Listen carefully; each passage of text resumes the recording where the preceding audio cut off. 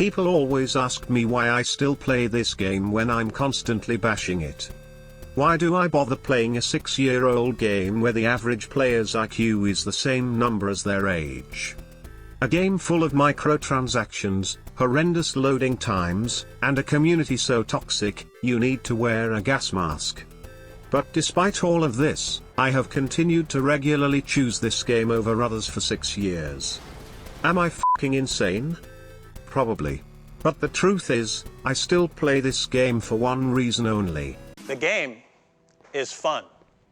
This game series holds a special place in my heart. On a cool summer's night in the mid-2000s, my brother and I were over at a friend's house. Now, this friend was what I like to call an absolute degenerate. He was also the coolest guy I have ever met. His parents let him do whatever he wanted, so, naturally he had all the games I could only dream of owning. Halo, Morrowind, Half-Life 2.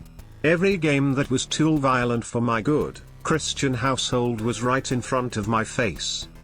But one game in particular caught my attention. A game I have heard about on the evening news. You see it as an outlet? Absolutely. I mean, it's entertainment. You know, But if it's an outlet, why do we need beating up people, shooting people, getting points for killing cops, hanging out with hookers and pimps as an outlet? Roughly 42% of the time, any kid of any age can walk into any retailer and buy any game like Grand Theft Auto San Andreas, despite the game ratings. It's almost routine in popular games for players to spray other people with Uzis, to drive over pedestrians, to kill police officers, to attack women. That older men were using Grand Theft Auto 3 as a murder and carjacking simulator to train teens on how to do carjackings, and one of the kids said, we played the game by day and we lived the game by night. It's a murder simulator. One of the most horrific, violent, evil games spawned by Satan himself to corrupt the fragile minds of America's youth and turn them into mass murderers. So naturally, I desperately wanted to play it. And it was pure magic. I had absolute freedom to roam around this massive city that felt alive. I could do anything. I could be anyone.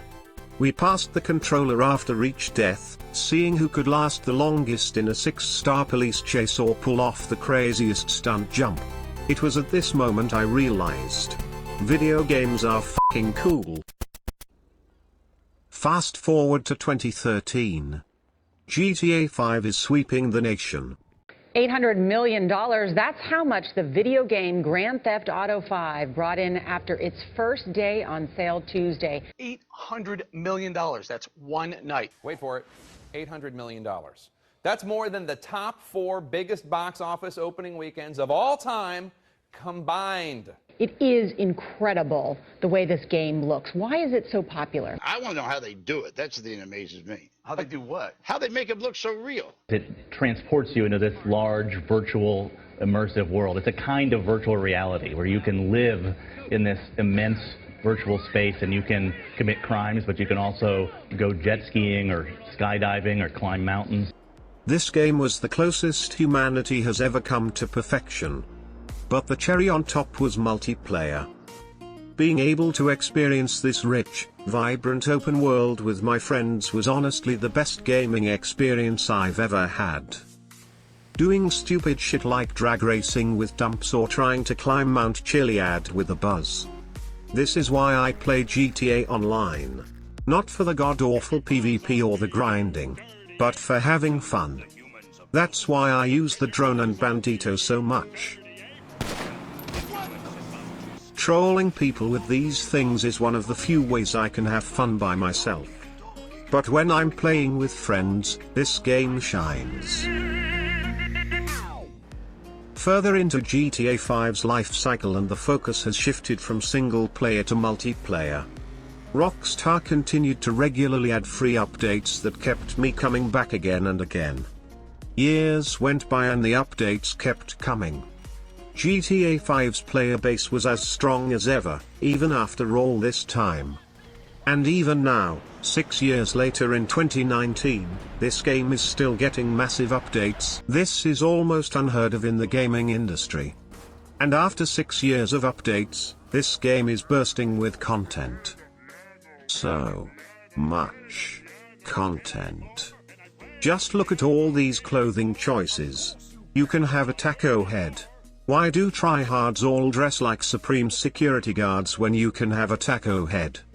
There are also more game modes and missions than your average GTA player can count. It's almost like getting 30 games in one. We got Payday. We got Tron. We got Rocket League. We got Rock Band. My favorite update so far is Cunning Stunts. This is one of the only game modes that I play for fun rather than money.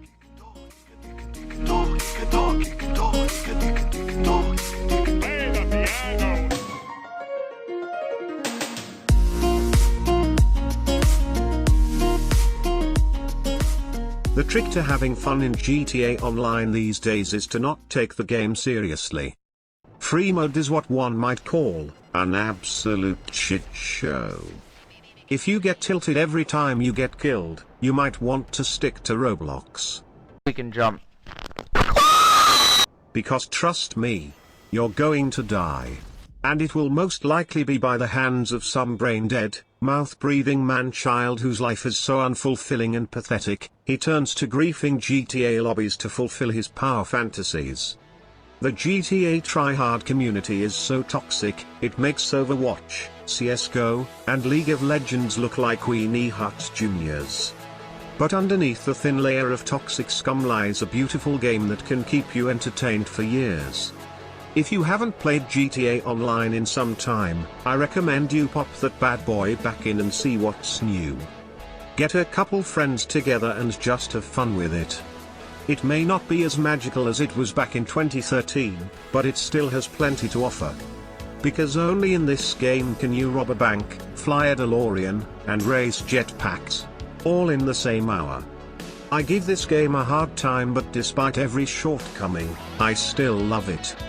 Thank you for watching my video. I'll see you in San Andreas.